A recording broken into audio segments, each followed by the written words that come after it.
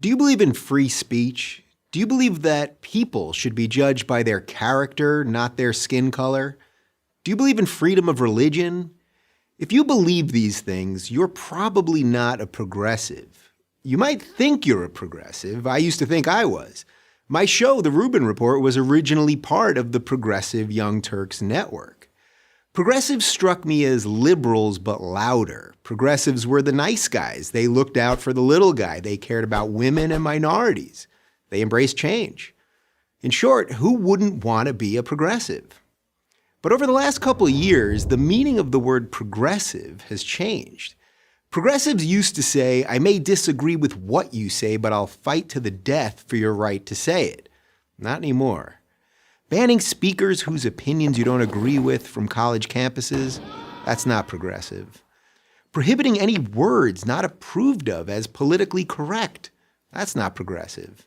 Putting trigger warnings on books, movies, music, anything that might offend people, that's not progressive either. All of this has led me to believe that much of the left is no longer progressive, but regressive. This is one of the reasons I've spent so much time on my show talking about the regressive left. This regressive ideology doesn't judge people as individuals, but as a collective. If you're black or female or Muslim or Hispanic or member of any other minority group, you're judged differently than the most evil of all things, a white Christian male. The regressive left ranks minority groups in a pecking order to compete in a kind of oppression Olympics. Gold medal goes to the most offended. Martin Luther King Jr.'s dream that his children would be judged by their character and not their skin color was a liberal idea, but these days it's not a progressive ideal. And what about religious freedom, the idea that no one else can tell you what you have to believe? Surely progressives still support that basic right. Well, not so much. I'm a married gay man, so you might think that I appreciate the government forcing a Christian baker or photographer or florist to act against their religion in order to cater, photograph, or decorate my wedding. But you'd be wrong.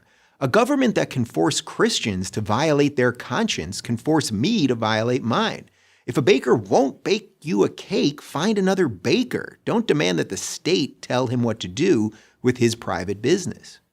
I'm pro-choice, but a government that can force a group of Catholic nuns, literally called the Little Sisters of the Poor, to violate their faith and pay for abortion-inducing birth control can force anyone to do anything.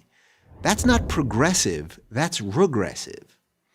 Today's progressivism has become a faux moral movement hurling charges of racism, bigotry, xenophobia, homophobia, Islamophobia, and a slew of other meaningless buzzwords at anyone they disagree with. The battle of ideas has been replaced by a battle of feelings, and outrage has replaced honesty. Diversity reigns supreme as long as it's not that pesky diversity of thought. This isn't the recipe for a free society, it's a recipe for authoritarianism. For these reasons, I can no longer call myself a progressive. I don't really call myself a Democrat either. I'm a classical liberal, a free thinker, and as much as I don't like to admit it, defending my liberal values has suddenly become a conservative position. So if you think people should be able to say what they think without being punished for it, that people should be judged by their behavior, not their skin color, and that people should be able to live the way that they want to live without government interference, then there's not much left on the left for you. I'll keep trying to explain that to progressives until I'm totally left out. I'm Dave Rubin of The Rubin Report for Prager University. To subscribe to our YouTube channel, click here. To help keep our videos free, donate here.